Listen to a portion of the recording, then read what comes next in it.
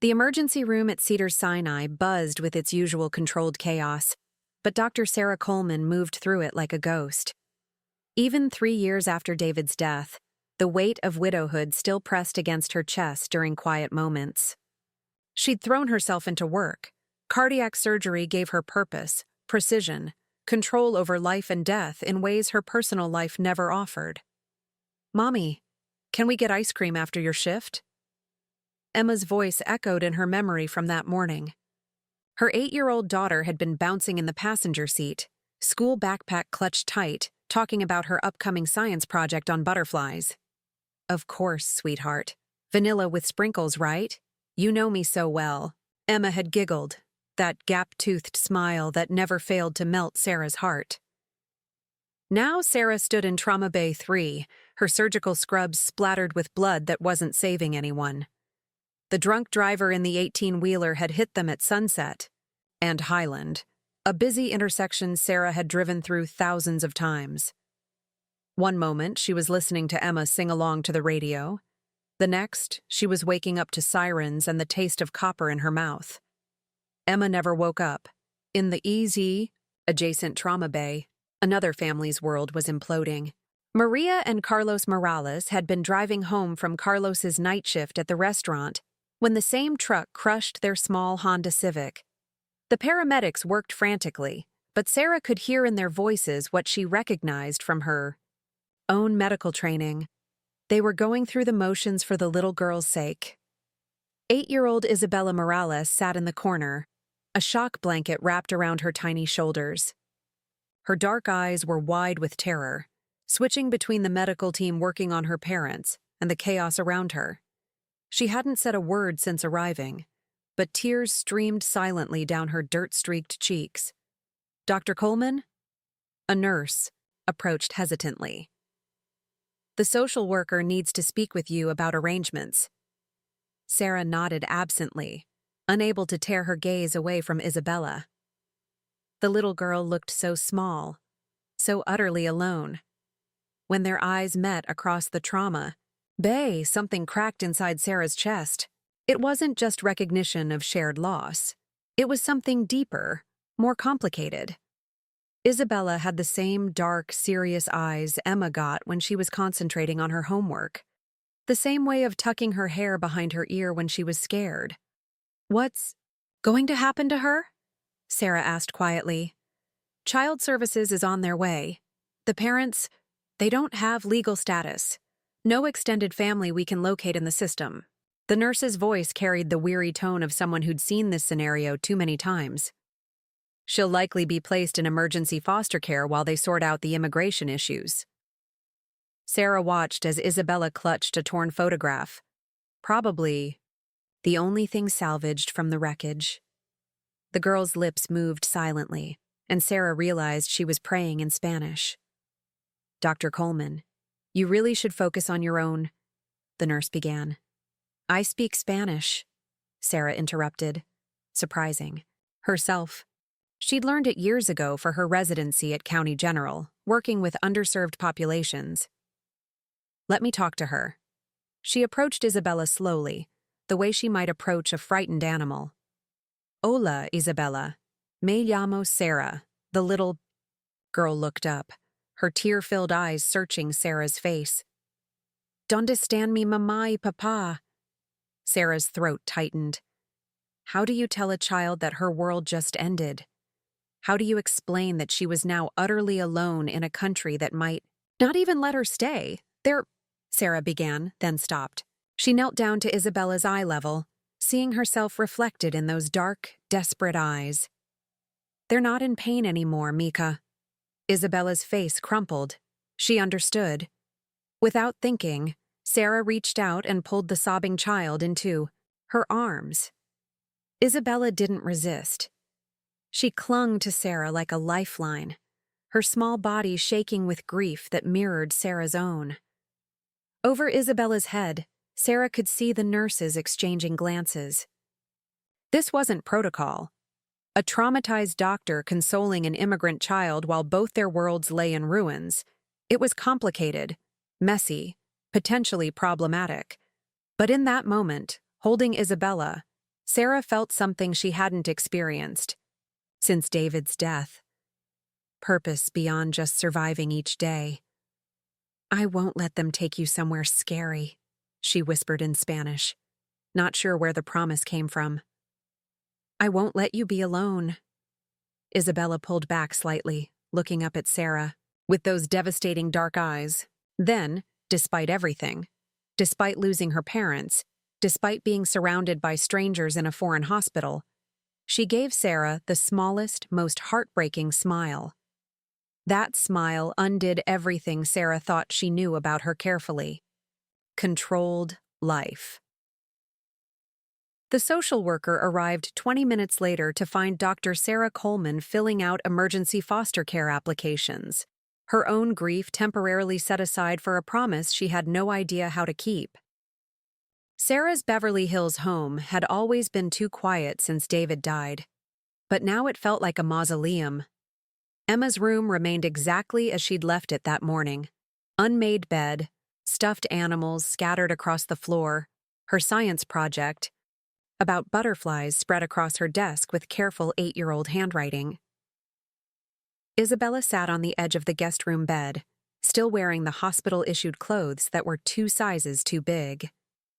She hadn't spoken since they'd left Cedars-Sinai 6 hours ago, just nodded when Sarah asked if she was hungry or thirsty or needed anything.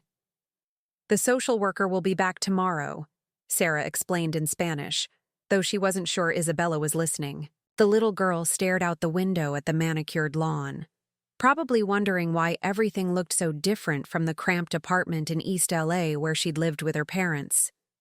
Sarah had seen the police photos of the Morales family's living situation, a studio apartment shared with 2 other families, all working multiple jobs to send money back to relatives in Michoacan. Maria cleaned houses in wealthy neighborhoods like this one. Carlos worked nights at a restaurant downtown, then construction during the day. They'd died driving between jobs, trying to build a better life for their daughter. "Are you scared of me?" Sarah asked gently, sitting in the chair across from the bed. Isabella's dark eyes flicked to her, then away. "Usted es rica?" The blunt question caught Sarah off guard. Yes, I suppose I am." "Mi mamá cleaned houses like this one," Isabella said in careful English, her voice barely above a whisper. "She said rich people don't like us." Sarah felt something twist in her chest. "Your mama was wrong about some things." "She wasn't wrong about nothing," Isabella said fiercely, the first real emotion she'd shown since the hospital. "She was smart. She knew English good. She just couldn't. The words dissolved into tears that Isabella tried desperately to hide, turning her face to the window. Sarah moved to sit on the bed, maintaining careful distance. "She sounds like she was very smart, and very brave." "The policemen at the hospital, they asked me questions about papers, about where we lived." Isabella's voice was small again. "Am I in trouble? Are they going to send me back to Mexico?" The honest answer was complicated. Isabella's parents had been undocumented, which meant Isabella's legal status was precarious at best. The immigration lawyers Sarah had frantically called that afternoon had given her conflicting information. Some said the child might qualify for special protections as a victim of crime. Others warned that she could be detained and deported. "I'm not going to let that happen," Sarah said, hoping she sounded more confident than she felt.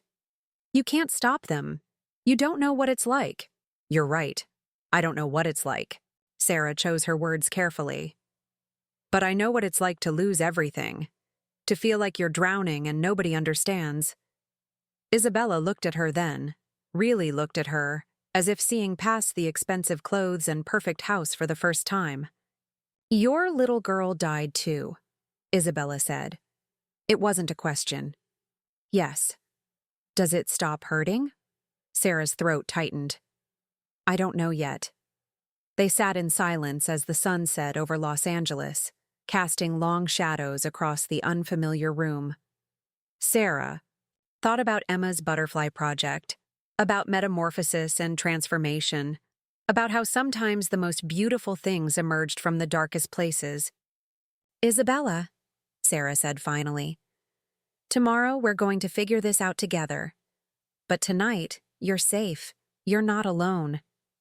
Isabella nodded, still looking out the window.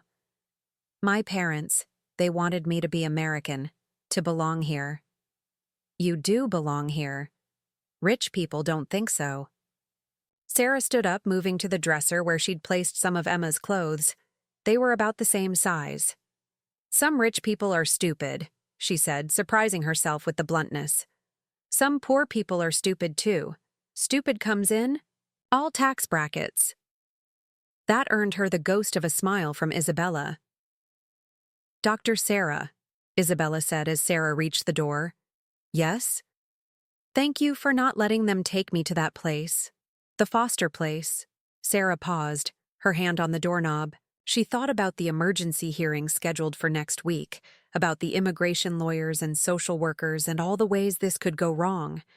She thought about her colleagues who'd already started whispering, about the Beverly Hills, neighbors who'd seen her arrive with Isabella and were probably already forming opinions. Most of all, she thought about that smile in the hospital, broken and beautiful and brave, and how it had shattered every wall she'd built around her grief. "Get some sleep, mija," she said softly. "Tomorrow we start building something new." But as Sarah closed the door and walked down the hallway past Emma's room, she wondered if she was trying to save Isabella, or if Isabella was somehow saving her. The answer, she suspected, was both. The news van parked outside Sarah's house at 6 a.m. was the first sign that their story had leaked. By noon, there were 3 more, and her phone wouldn't stop ringing. "Dr. Coleman, this is Linda Martinez from Univision. We'd like to speak with you about your decision to foster Isabella Morales." "Sarah, it's Michael from Channel 7. Can you comment on the immigration status of the child you're housing?" "Dr. Coleman, we understand you're involved in a controversial custody case involving an undocumented minor." Sarah turned off her phone and closed the blinds, but Isabella had already seen the cameras. She sat at the kitchen island, picking at the pancakes Sarah had made, her dark eyes wide with worry. "Are we in trouble?" Isabella asked in Spanish. "No, mija. People they like to talk about things they don't understand." The doorbell rang again. Through the peephole, Sarah could see a middle-aged Latina woman with graying hair and a determined expression, flanked by 2 younger men. "Mrs. Coleman?" the woman called through the door. "My name is Rosa Herrera. I'm from the East Side Community Coalition. We need to talk." Sarah opened the door reluctantly. Rosa's eyes immediately swept past, her searching for Isabella. "Where is she?" Rosa demanded. "Where is Isabella Morales?" "She's safe," Sarah said carefully. "Safe?" Rosa laughed bitterly. "You think taking a Mexican child from her community, from her people, is keeping her safe?" One of the men with Rosa stepped forward. "I'm Antonio Morales, Carlos's cousin. We've been looking for Isabella since we heard about the accident." Sarah's chest tightened. "The hospital said there was no family, no legal family," Antonio corrected. "We couldn't come forward because of our status, but we're her family, her real family." "Dr. Sarah?" Isabella appeared in the foyer, having heard the Spanish voices. When she saw Antonio, her face lit up with recognition. "Tio Tony!" Antonio's eyes filled with tears as Isabella ran to him. He swept her up in his arms, speaking rapid Spanish that Sarah couldn't follow. But she understood the emotion. Relief, love, the desperate gratitude of family finding family. "She should be with us," Rosa said, watching the reunion. "With people who understand her culture, her language, her struggles." "I speak Spanish," Sarah said weakly. "You speak Spanish like a textbook," Rosa replied sharply. "You live in Beverly Hills? You have no idea what this child has been through, what her parents sacrificed, what it means to be Mexican in this country." Sarah felt heat rise in her cheeks. "I know what it means to lose everything. I know what it means to be alone." You chose to be alone, Rosa shot back.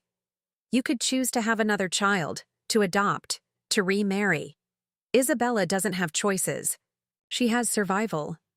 Isabella looked between the adults, sensing the tension. She said something to Antonio in Spanish, and he nodded, setting her down. What did she say? Sarah asked. Antonio hesitated. She asked if you were in trouble because of her. The words hit Sarah like a physical blow. This 8-year-old child, who had lost everything, was worried about causing problems for the woman who'd tried to help her. Isabella. Sarah knelt down to the girl's eye level. You're not causing any trouble. These people care about you, just like I do. But Mrs. Rosa is angry at you, Isabella said in English, glancing nervously at Rosa. Rosa's expression softened slightly. She knelt beside Sarah, speaking to Isabella in gentle Spanish. Isabella nodded, then looked at Sarah with those serious, dark eyes. She says I should be with Mexican people like me. Sarah felt something crack inside her chest. Of course, Isabella should be with people who shared her culture, her heritage, her experiences. But the thought of letting her go, of returning to that empty house, of losing another child. What do you want, Isabella? Sarah asked quietly. The little girl looked around at all the adults staring at her, waiting for her answer. Her eyes filled with tears. I want my mama and papa, she whispered. The simple honesty of it silenced everyone. Here they were, arguing about what was best for Isabella when what she really wanted was impossible. Antonio spoke first.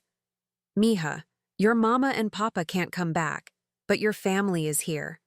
We remember your first steps, your first words. We know the songs your mama sang to you. Sarah felt tears stinging her eyes.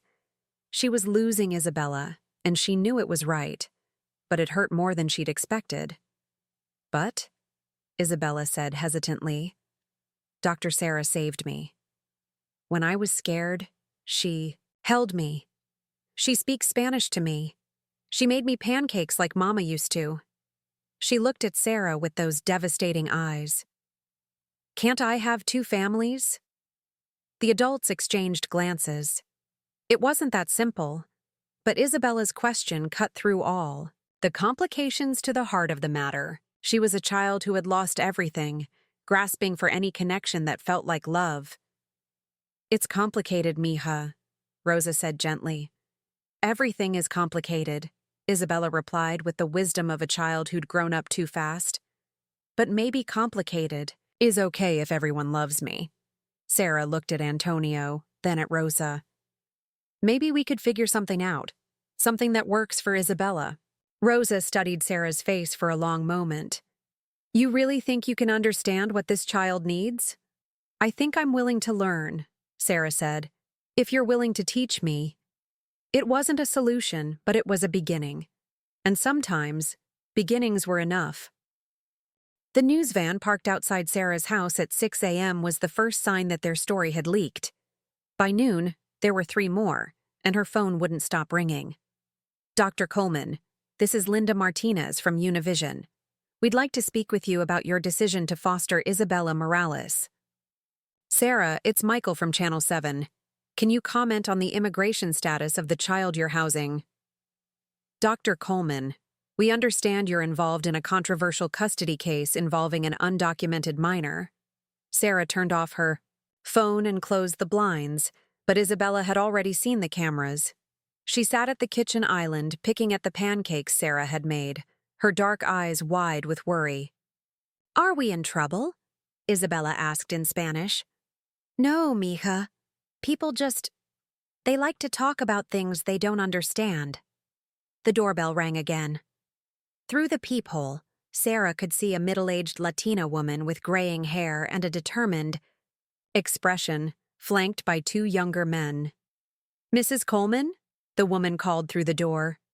My name is Rosa Herrera. I'm from the East Side Community Coalition. We need to talk. Sarah opened the door reluctantly. Rosa's eyes immediately swept past, her searching for Isabella. Where is she? Rosa demanded. "Where is Isabella Morales?" "She's safe," Sarah said carefully. "Safe?" Rosa laughed bitterly. "You think taking a Mexican child from her community, from her people, is keeping her safe?" One of the men with Rosa stepped forward. "I'm Antonio Morales, Carlos's cousin. We've been looking for Isabella since we heard about the accident." Sarah's chest tightened. "The hospital said there was no family. No legal family," Antonio corrected. "We couldn't come forward because of our status. But we're her family. Her real family." "Dr. Sarah?" Isabella appeared in the foyer, having heard the Spanish voices. When she saw Antonio, her face lit up with recognition. "Tio Tony!" Antonio's eyes filled with tears as Isabella ran to him. He swept her up in his arms, speaking rapid Spanish that Sarah couldn't follow. But she understood the emotion. Relief, love, the desperate gratitude of family finding family. "She should be with us," Rosa said, watching the reunion, "with people who understand her culture, her language, her struggles." "I speak Spanish," Sarah said weakly. "You speak Spanish like a textbook," Rosa replied sharply. "You live in Beverly Hills. You have no idea what this child has been through, what her parents sacrificed, what it means to be Mexican in this country." Sarah felt heat rise in her cheeks. "I know what it means to lose everything. I know what it means to be alone." "You chose to be alone," Rosa shot back. "You could choose to have another child, to adopt, to remarry. Isabella doesn't have choices. She has survival." Isabella looked between the adults, sensing the tension. She said something to Antonio in Spanish, and he nodded, setting her down. "What did she say?" Sarah asked. Antonio hesitated. "She asked if you were in trouble because of her." The immigration lawyer's office in downtown LA felt like a different world from Beverly Hills. Fluorescent lights, worn carpet, and walls lined with files representing hundreds of desperate cases. Maria Santos had agreed to take Isabella's case pro bono, but her expression wasn't encouraging. "The situation is complicated," Maria explained, spreading documents across her desk while Sarah, Isabella, and Antonio listened. Isabella was born in Mexico, but brought here when she was 2. No legal documentation of entry, no record of her parents ever filing for asylum or adjustment of status. "What does that mean?" Sarah asked, though she suspected she didn't want to know. "It means technically Isabella is subject to removal proceedings, deportation." Isabella, who had been quietly coloring in a corner chair, looked up sharply. "They want to send me away?" "Nobody's sending you anywhere," Antonio said firmly in Spanish. But Sarah could hear the worry in his voice. Maria continued, "However, there are potential protections: special immigrant juvenile status, U visas for crime victims, and given that both parents died in a crime committed by an American citizen—" "The drunk driver," Sarah said. "Exactly. There's precedent for keeping children in these circumstances, but the process can take years. And in the meantime, Isabella needs a stable placement." "She can stay with me," Sarah said immediately. "Or with us," Antonio added. "With her real family." Maria looked between them. "Here's where it gets more complicated.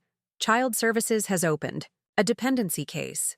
They need to determine what's in Isabella's best interest, and frankly, they're concerned about the cultural and community issues that have been raised." Sarah felt her stomach drop. The news coverage had intensified over the past week, with opinion pieces arguing both sides. Some praised her compassion. Others accused her of cultural imperialism, of trying to steal a Mexican child from her community. "What does that mean for Isabella?" Sarah asked. "It means a judge is going to decide where she lives while we fight the immigration case. And judges tend to favor family placement when possible." Isabella looked up from her coloring book. "I don't understand all the words, but everyone sounds scared." Sarah knelt beside her chair. "We're not scared, mija. We're just making sure you're safe and protected." "Like when Mama used to talk to the lawyers about Papa's work papers?" The innocence of the question hit everyone in the room. This 8-year-old had already lived through more legal uncertainty than most adults ever would. "Something like that," Antonio said gently. Maria pulled out another set of forms. "There's something else we need to discuss. Dr. Coleman, are you prepared to begin formal foster parent certification? Because right now, Isabella's placement with you is emergency only. If you want to keep her long-term, you'll need to go through the full process." Sarah thought about what that meant. Home inspections, background checks, parenting classes, psychological evaluations. Her entire life scrutinized to determine if she was fit to care for a child who had already lost everything. "Yes," she said, without hesitation. "Whatever it takes." Antonio leaned forward. "And what about family placement? What about our rights? Do you have legal status, Mr. Morales?" Antonio's jaw tightened. "I'm working on it." "I'm sorry, but Child Services won't place Isabella with someone who doesn't have documented status. It's policy." The cruel irony wasn't lost on anyone in the room. Isabella couldn't be with her biological family because they were undocumented, but she could be with a wealthy stranger who met the legal requirements. "This system is broken," Antonio said bitterly. "Yes, it is," Maria agreed. "But it's the system we have to work within." Isabella had stopped coloring and was listening intently. Though Sarah suspected she didn't understand everything, still, children had a way of absorbing emotional undercurrents, and the tension in the room was thick. "Can I say something?" Isabella asked in her careful English. All the adults turned to her, this small person whose future they were debating.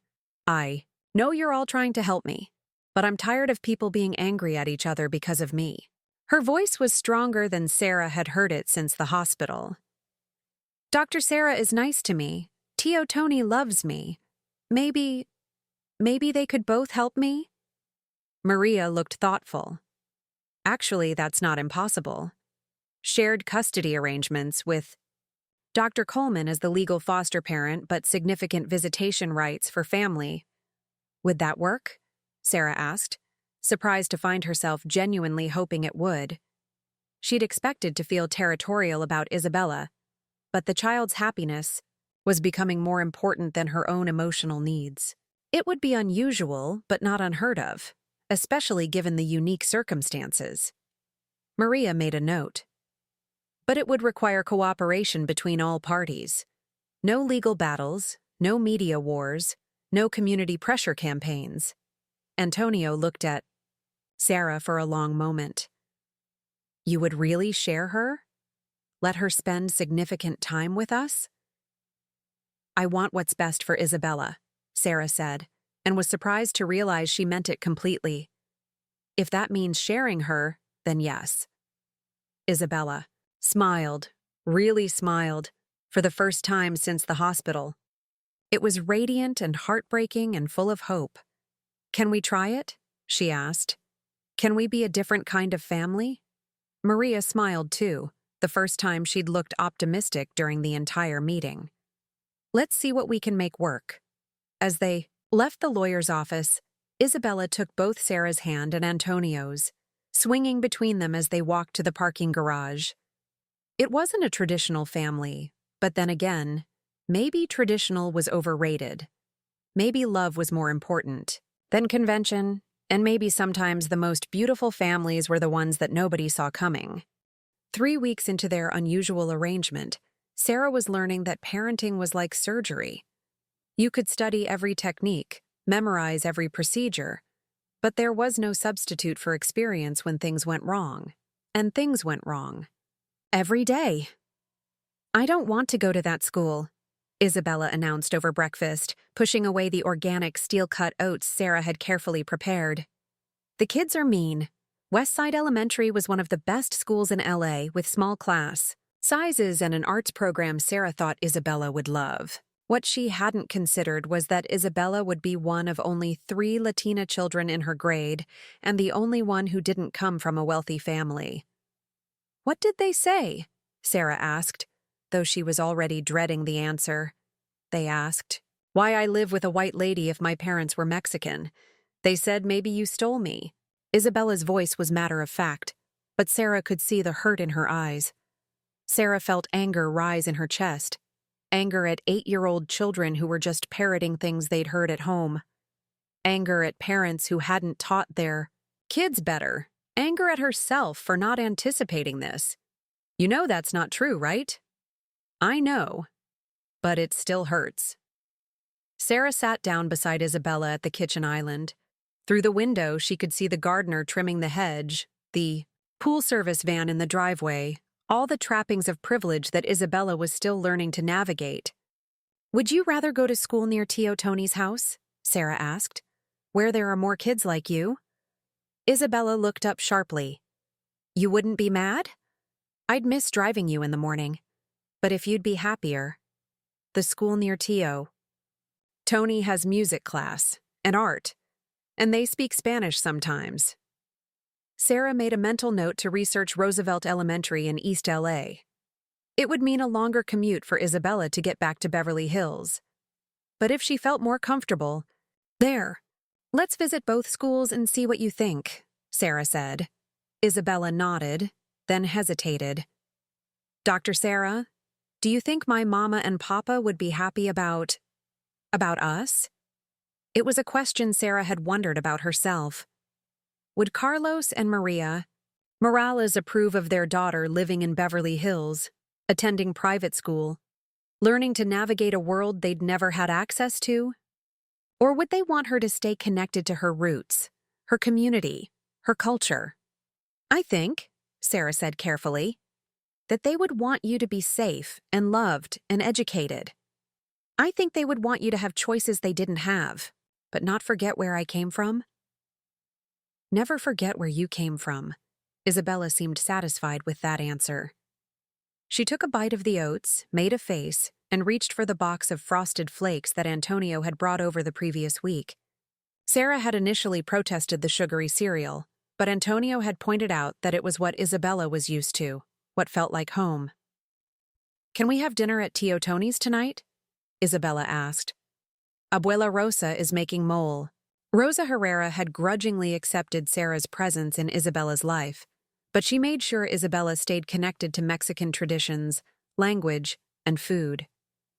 Sarah had been invited to these family dinners and was slowly learning that her assumptions about Mexican culture had been embarrassingly shallow. Of course.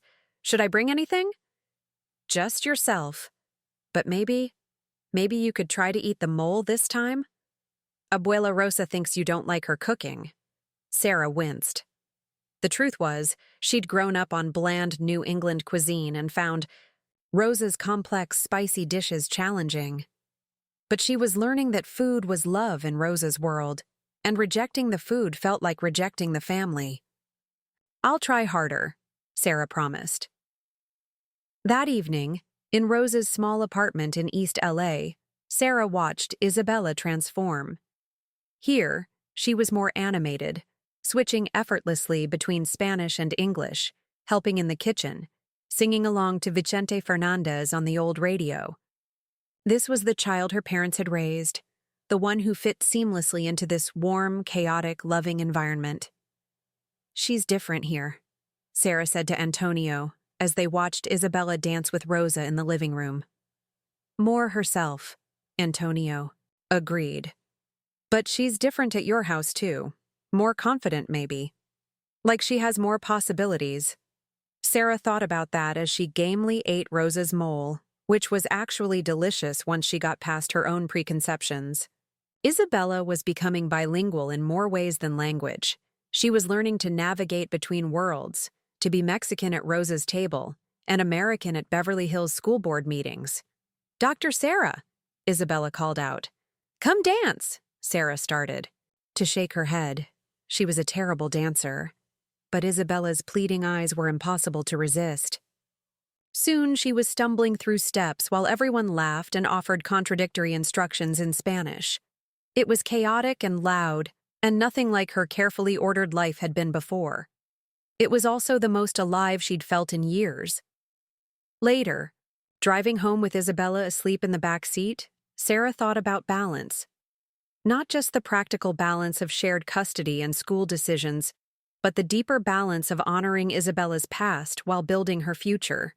It was harder than any surgery she'd ever performed, but maybe that was the point. The most important things usually were.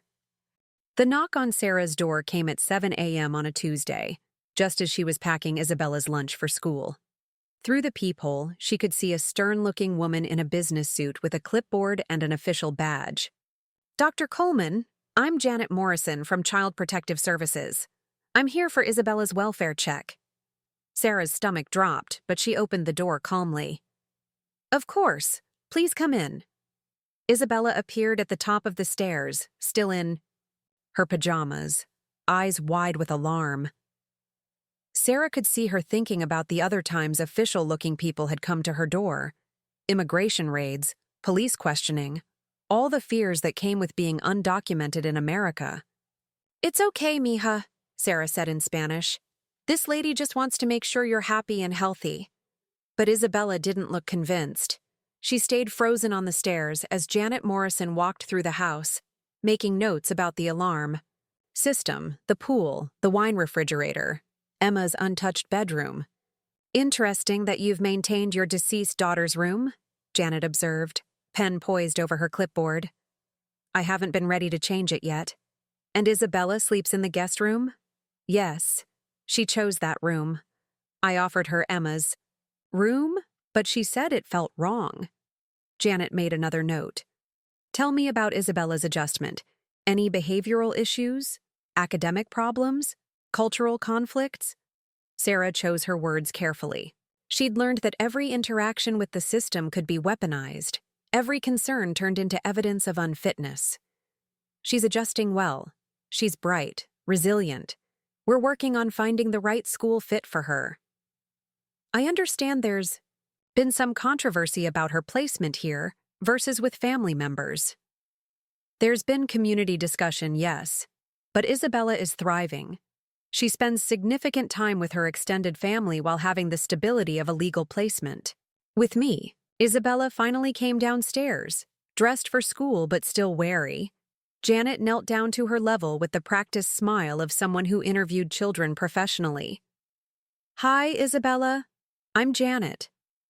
I just want to ask you a few questions about how you're doing. Am I in trouble? Isabella asked. The same question she'd asked at the hospital. Not at all. I just want to make sure you're safe and happy.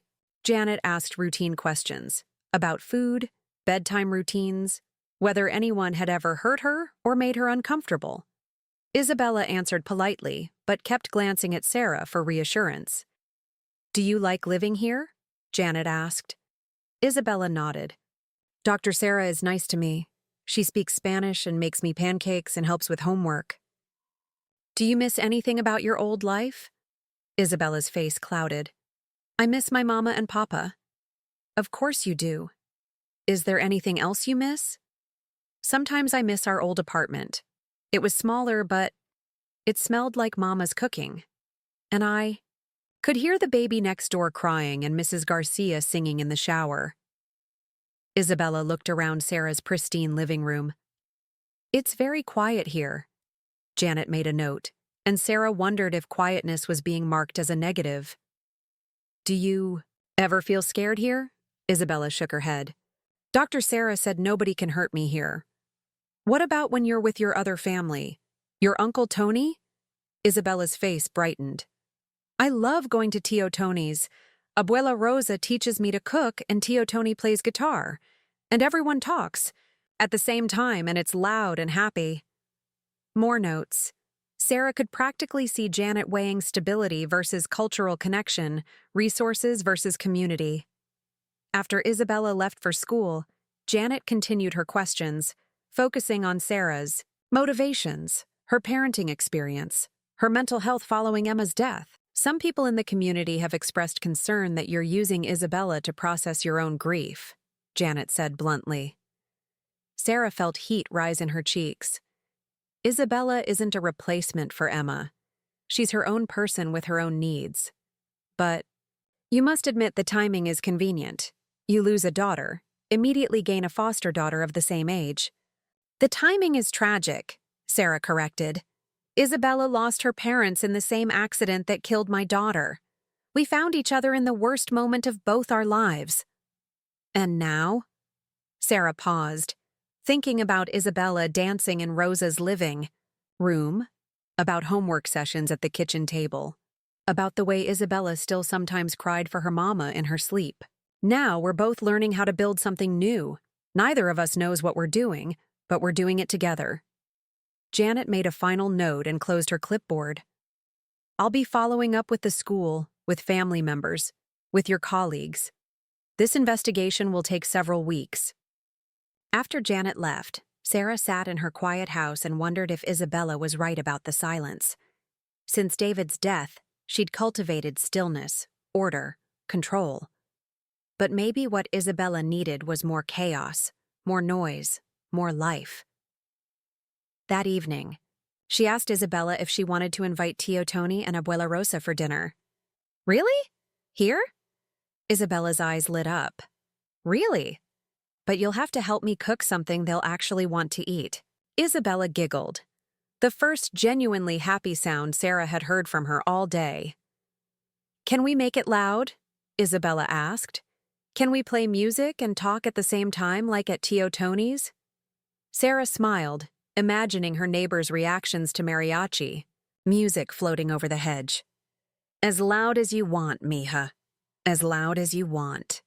The family court waiting room felt like purgatory. Fluorescent lights, plastic chairs, and the constant undercurrent of human drama playing out in whispered conversations between lawyers and clients. Sarah sat with Isabella on one side, Antonio and Rosa on the other, their unusual alliance about to be tested in the most official way possible. Remember, Maria Santos said quietly, this isn't about who loves Isabella more.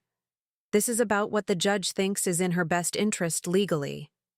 Isabella wore the dress Rosa had bought her, traditional Mexican embroidery that Antonio said would remind the judge of her heritage. Sarah had initially suggested something more conservative, more courtroom appropriate, but had realized her instinct came from a place of privilege that Isabella didn't necessarily need to conform to. Will I have to talk to the judge? Isabella asked nervously. Only if you want to, Maria assured her. But Judge Rodriguez is very kind. She has children of her own. The other side of the waiting room held a different kind of tension. Janet. Morrison sat with a file thick enough to represent a life, next to a lawyer from the district attorney's office who specialized in immigration cases. They'd been joined by a representative from an organization called American Children First, a group that had somehow inserted themselves into Isabella's case, arguing that she should be placed with an authentic American family, or returned to Mexico. Sarah tried not to look at them, but she could feel their scrutiny, their judgment, their assumption that her motivations were suspect. All rise for the Honorable Judge Maria Rodriguez. Judge Rodriguez was younger than Sarah had expected, with kind eyes but an authoritative presence that commanded immediate respect. She reviewed the case file silently for what felt like hours but was probably only minutes. This is an unusual case, Judge Rodriguez began. We have a child who has suffered tremendous loss, placed in an emergency foster situation that has become somewhat controversial. I've read all the reports, interviewed the social workers, and considered all arguments presented. She looked directly at Isabella, who sat small but straight in her chair between Sarah and Antonio. Isabella, would you like to tell me how you're feeling about where you're living? Isabella stood up carefully, the way Rosa had taught her to show respect to authority figures. Your Honor, I like living with Dr. Sarah.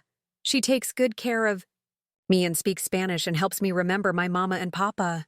And how do you feel about your Uncle Tony and Abuela Rosa? I love them very much.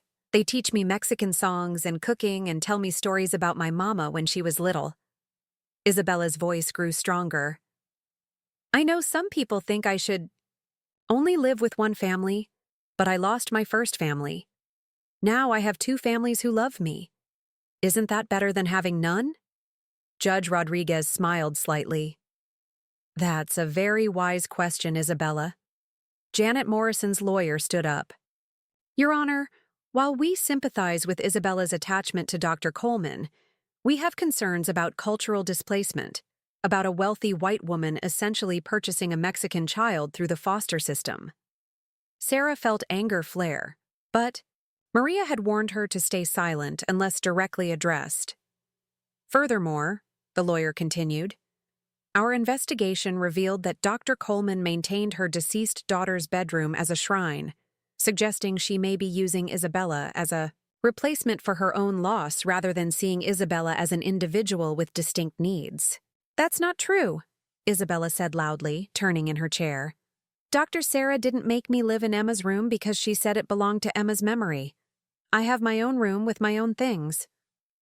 Isabella, Judge Rodriguez said gently, it's okay. Let the adults speak. But Isabella wasn't finished. And Dr. Sarah doesn't try to make me forget I'm Mexican. She learned Spanish words from me and we cook Mexican food and she comes to my family dinners even though the spicy food makes her eyes water. Despite the tension, several people in the courtroom smiled at that image. Antonio's lawyer stood next. Your Honor, while we appreciate Dr. Coleman's care for Isabella, we believe she would be better served in a kinship placement. Mr. Morales is Isabella's uncle. He shares her culture and language, and he's working toward legal residency. But Mr. Morales doesn't currently have legal status? Judge Rodriguez asked. He has a pending application, Your Honor. His employer is sponsoring him, which could take years to resolve, during which time Isabella would be in an unstable placement with someone who could be deported at any time. Antonio's jaw tightened, but he remained silent. Judge Rodriguez turned to Maria. Ms. Santos, your client is proposing a continued shared arrangement. Yes, Your Honor. Isabella would remain in Dr. Coleman's legal custody, ensuring stability and educational opportunities, while maintaining significant scheduled time with her extended family to preserve cultural connections. It's an unconventional arrangement, but it seems to be working for Isabella. And the immigration case? We're pursuing several avenues for Isabella to obtain legal status. The shared custody arrangement actually strengthens her case by demonstrating community ties and stability. The representative from American Children first stood up. Your Honor, this entire situation sends the wrong message about our immigration laws. This child should either be placed with documented legal residence or returned to her country of origin. We cannot reward illegal entry by providing premium foster placements. Judge Rodriguez's expression hardened. Mr. Patterson, this child is not responsible for her parents' immigration status. She is an 8-year-old who has suffered trauma, and this court's only concern is her welfare.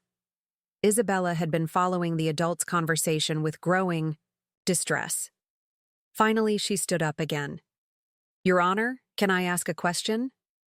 Of course, Isabella. If I have to choose just one family, what happens to the other one? Does that mean I lose them forever, like I lost my mama and papa? The courtroom fell silent. Isabella's question cut through all the legal arguments to the emotional reality of a child who had already lost too much. Judge Rodriguez leaned forward. What would you want to happen, Isabella? I want to keep both families. I want to live with Dr. Sarah because she keeps me safe and helps me with school and my English gets better. But I want to spend lots of time with Tio Tony and Abuela Rosa because they keep my mama and papa alive in here. She put her hand over her heart. Maybe it's weird, but maybe weird is okay if everyone loves me. Judge Rodriguez was quiet for a long moment, reviewing her notes. Finally, she looked up. I'm going to order a continuation of the current arrangement for 6 months, with some modifications. Dr. Coleman will retain legal custody, but Isabella will spend every weekend and one weeknight with her extended family. We'll also require family counseling to ensure all parties are communicating effectively in Isabella's best interest. Sarah felt relief flood through her, followed immediately by gratitude that Isabella wouldn't have to lose anyone else. Furthermore, the judge continued, I want to see a cultural plan. How Isabella's Mexican heritage will be preserved and celebrated while she also accesses educational and social opportunities. This isn't about choosing between cultures, it's about raising a child who can thrive in both worlds. Isabella smiled that radiant smile that had started everything. Thank you, Your Honor. Can I hug both my families now? Judge Rodriguez laughed. Court is adjourned. Hug away. As Isabella was engulfed by embraces from both Sarah and Antonio, Judge Rodriguez made one final note in her file. Sometimes, she reflected, the most unconventional families were the ones that worked best. Sometimes love was more important than precedent. 6 months after the hearing, Sarah's house had transformed in ways she never could have imagined. The formal dining room now hosted weekend Spanish lessons, where Rosa taught both Sarah and Isabella to make tamales. The pristine kitchen regularly smelled of cilantro and cumin.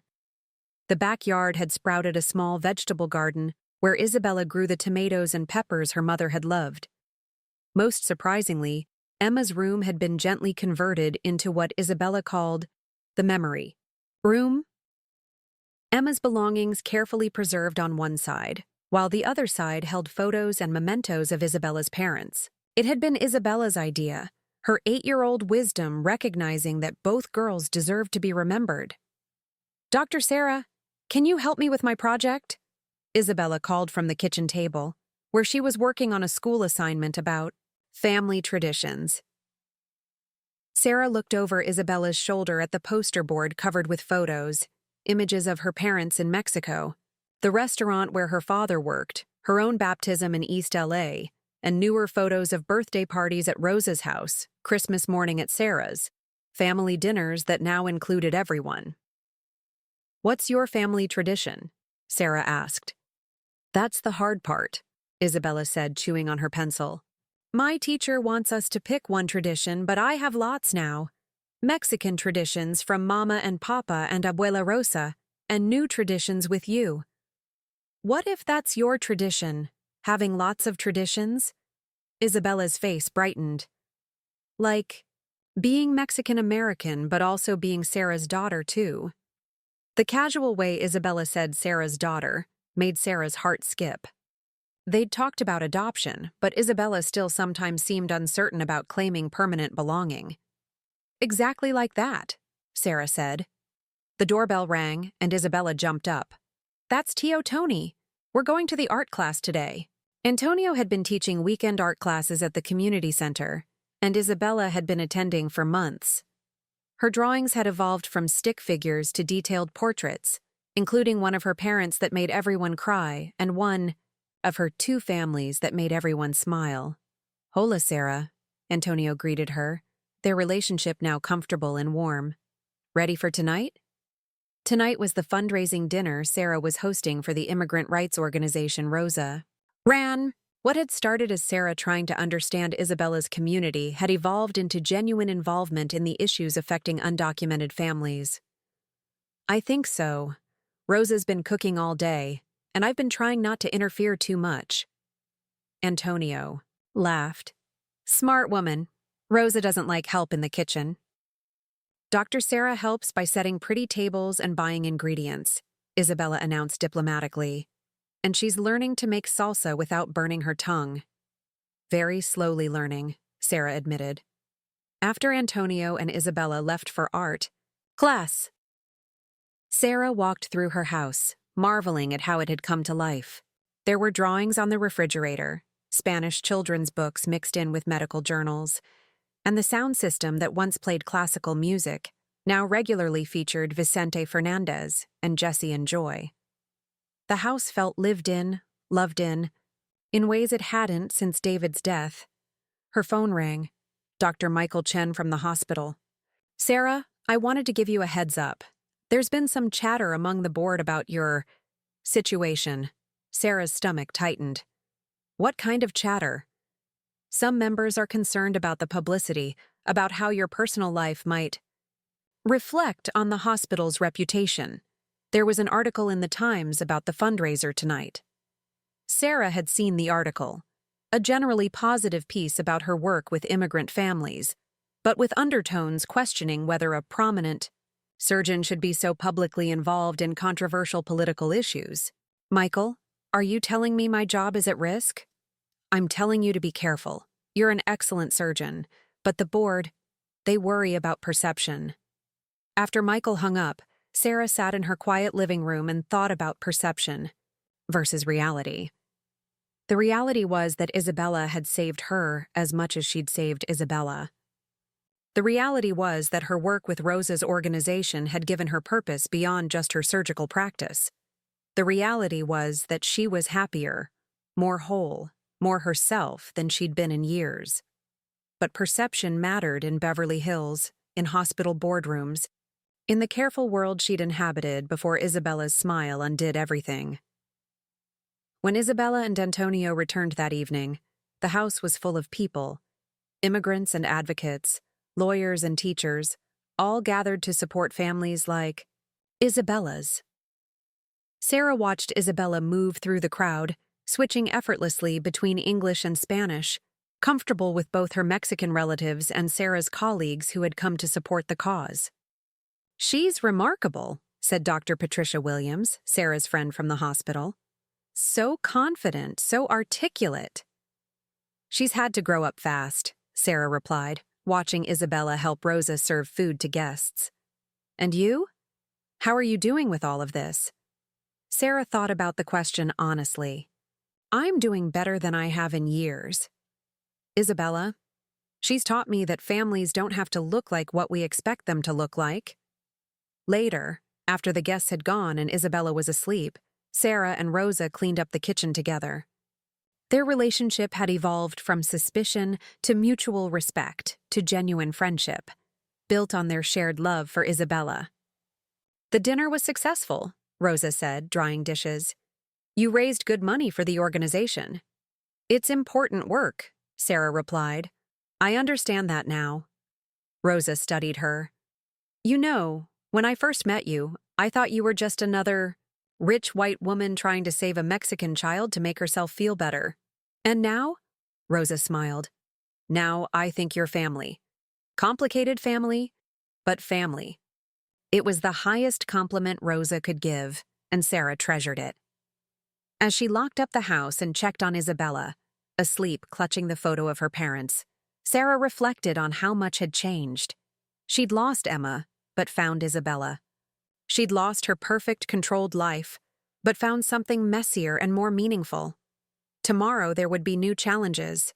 The hospital board, immigration lawyers, the ongoing work of raising a child between two worlds. But tonight, her house was full of love and the lingering scent of Rosa's mole, and Isabella was safe and surrounded by people who cherished her. Sometimes the most broken things, when put back together, became stronger than they'd ever been before. The hospital board meeting was scheduled for 2 p.m. on a Tuesday, the same day Isabella had a school presentation about her unique family structure. Sarah had planned to attend both, but the urgent tone of the hospital administrator's call suggested her priorities were about to be tested. "Dr. Coleman, please take a seat." Dr. Robert Harrison, the chief of staff, gestured to the chair across from the 7-member board. The formal setup, her alone facing a panel, made clear this wasn't a friendly discussion.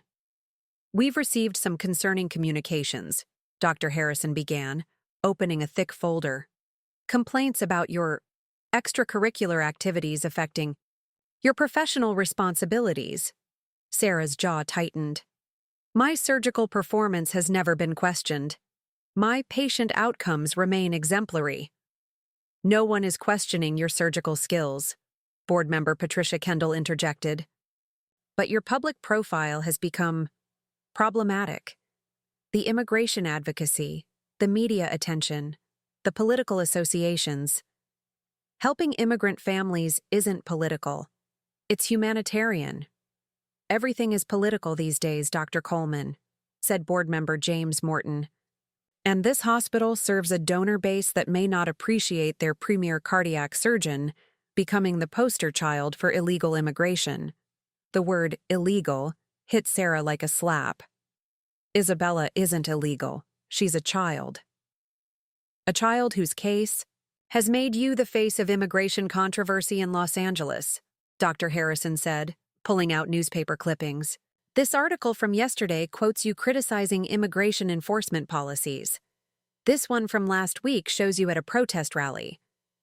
I was at a fundraiser for legal aid services. The optics are the same, Patricia Kendall said coldly. Our donors don't differentiate between fundraisers and protests.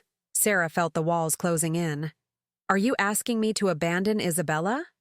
We're asking you to consider whether your personal choices are compatible with your professional responsibilities, Dr. Harrison said. Perhaps a lower profile arrangement. Private family support without the public advocacy. You want me to hide her? We want you to remember that you represent this institution, James Morton said. Your visibility affects our reputation, our funding, our ability to serve all our patients. Sarah thought about Isabella at school right now. Probably. Practicing her presentation about how families can be created by love rather than just blood. She thought about Rosa's organization, struggling to provide legal aid to families facing deportation. She thought about Antonio, whose legal status was still pending and who lived in constant fear. What exactly are you threatening? Sarah asked, quietly. Dr. Harrison leaned back. We're hoping it doesn't come to threats. We're hoping you'll voluntarily step back from public advocacy while maintaining your excellent surgical practice. And if I don't? The silence stretched long enough to answer her question. Sarah's phone buzzed, a text from Isabella's teacher. Bella's presentation was beautiful. She spoke so eloquently about love creating families. You should be proud. Looking at the message, Sarah realized she was proud. Prouder than she'd ever been of any surgery, any professional achievement, any recognition from boards or colleagues. I understand your position, Sarah said finally, standing up. But I need to be clear about mine.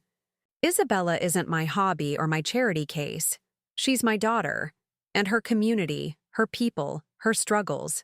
They're mine now too. Patricia Kendall's expression hardened. So you're choosing political activism over your career? I'm choosing family over fear, Sarah replied. I'm choosing to stand up for what's right over what's comfortable. Dr. Harrison sighed. Sarah, be practical. You can't help anyone if you lose your position here. Your salary, your platform, your influence, they all come from this job. My influence comes from doing what's right, not from doing what's expedient. As Sarah left the boardroom, she felt the weight of her decisions settling on her shoulders. She might lose her job, her financial security, her professional reputation. But she would not lose Isabella, and she would not betray the community that had accepted them both. She drove straight to Isabella's school, arriving just as the presentation was ending. Through the classroom window, she could see Isabella at the front of the room, holding up her poster about My Two Families, while her classmates listened intently. And even though my first family went to heaven, Isabella was saying, I was lucky enough to get 2 new families who love me. Dr. Sarah teaches me about being strong and helping people, and Tio Tony and Abuela Rosa teach me about remembering where I come from. My teacher says some families are born and some families are chosen, but I think the best families are both.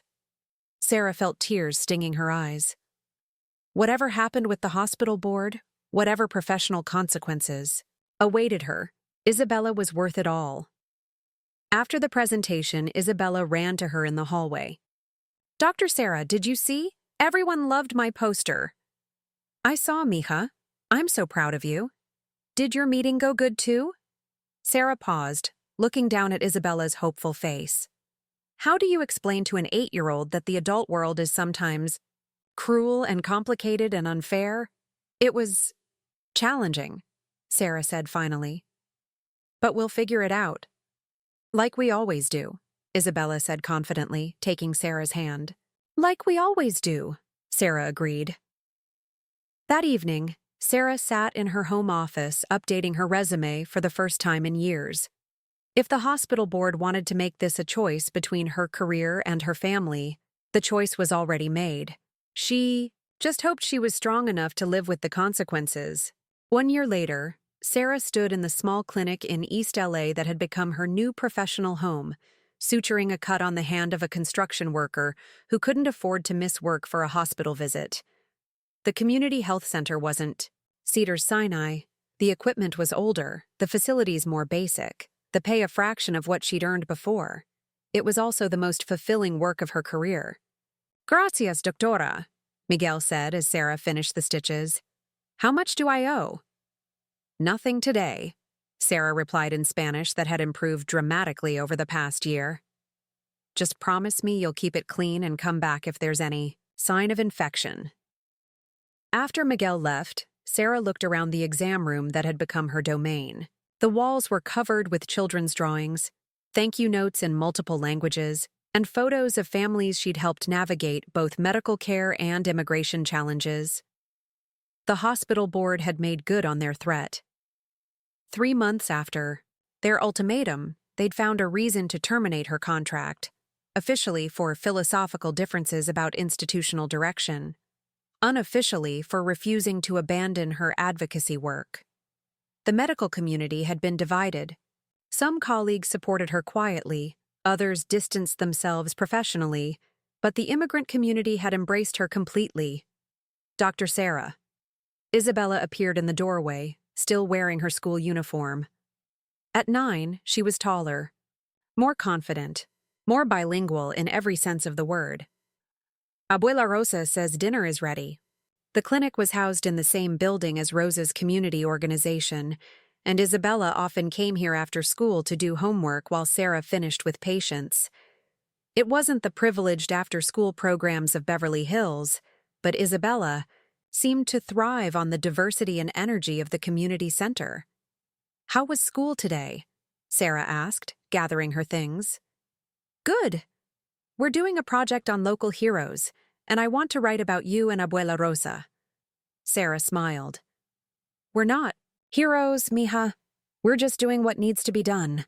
That's what heroes do," Isabella said matter-of-factly. They walked upstairs to Rosa's office, where the smell of fresh tortillas and the sound of animated Spanish conversation filled the air. Rosa had expanded her organization with the help of the fundraising Sarah had done, and the evening meals had become community gatherings where families shared food, information, and support. "How many patients today?" Rosa asked as Sarah and Isabella joined the group around the large table. 15, including 2 families who got their legal status approved. The table erupted in applause. Legal victories were celebrated by everyone, because everyone understood how precarious their situation could be. Antonio raised his water glass. "To Dr. Sarah, who gave up her fancy hospital job to help people like us." "I didn't give up anything," Sarah protested, as she did every time. Someone praised her sacrifice. "I gained everything." It was true. She'd lost financial security but gained purpose. She'd lost professional prestige but gained community. She'd lost her perfect Beverly Hills life but gained a messy, complicated, beautiful family that spanned 2 cultures and multiple languages. "Any news on the adoption?" asked Carmen, one of Rosa's volunteers. Sarah and Isabella exchanged glances. The adoption process had been complicated by Sarah's job change, her reduced income, and the ongoing questions about cultural appropriation that followed their story. But last week, they'd finally received approval. "We sign the papers next Friday," Sarah announced, and Isabella beamed. The table erupted again, this time in a mixture of Spanish cheers and English congratulations. Isabella hugged everyone within reach, her joy infectious. Later, after dinner and homework and the evening ritual of checking in with Antonio, who had finally received his green card, Sarah and Isabella sat in their new apartment's small living room. They'd sold the Beverly Hills house 6 months ago. Too big, too expensive, too isolated from the community that had become their world. "Dr. Sarah?" Isabella said, curled up next to her on the couch. "Do you ever miss the big house?" Sarah thought about it honestly. "Sometimes I miss the quiet and the big kitchen, but I don't miss being lonely. Are you happy we're a family now? Like officially official? I've been happy we're a family since the hospital, Sarah said, kissing the top of Isabella's head. The papers just make it legal. Isabella was quiet for a moment. I still miss Mama and Papa. I know, mija. That's okay.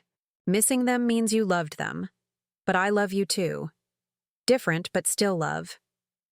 Sarah felt the familiar tightness in her throat that came with these moments of honesty.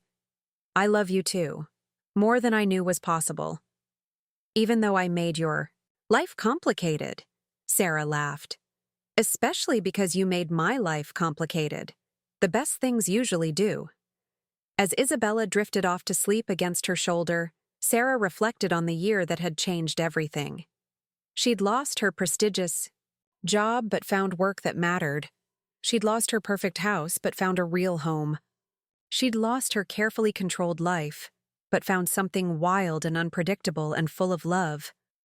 Most importantly, she'd learned that families weren't just born, they were built, day by day, choice by choice, in moments of crisis and courage, and grace. Her phone buzzed with a text from Dr. Chen at the hospital. Board meeting today. They're talking about offering you a consulting position. Interested? Sarah looked down at Isabella, sleeping peacefully in her arms, then at the photos on the wall. Their strange, wonderful family at community dinners, immigration rallies, school events, and quiet moments at home. She looked at the Spanish textbooks. On the coffee table, the medical journals written in both languages, the life they'd built together from the wreckage of tragedy. She typed back, "Thanks, but I'm exactly where I belong." Outside their window, East LA hummed with life, mariachi music from a quinceañera, children playing in the street, the eternal rhythm of a community that survived and thrived despite everything. Inside, Sarah Coleman Morales, she'd legally hyphenated her name for the adoption, held her daughter, and marveled at how love could transform everything. How sometimes the most broken people, when they found each other, could become whole. How sometimes, when you thought you were saving someone else, they were actually saving you. Isabella stirred in her arms, mumbling something in Spanish about butterflies and metamorphosis. Sarah smiled, remembering Emma's science project from so long ago, about how caterpillars had to completely dissolve before they could become butterflies. Some transformations, she'd learned, required everything to fall apart before something beautiful could emerge. Looking at Isabella's peaceful face, Sarah knew that all the falling apart had been worth it. Every loss, every challenge, every moment of uncertainty had led to this. A family built on love, strengthened by struggle, and bound together by the unbreakable understanding that sometimes the most unlikely people are exactly what you need. Sometimes, you just have to be brave enough to let them undo you completely.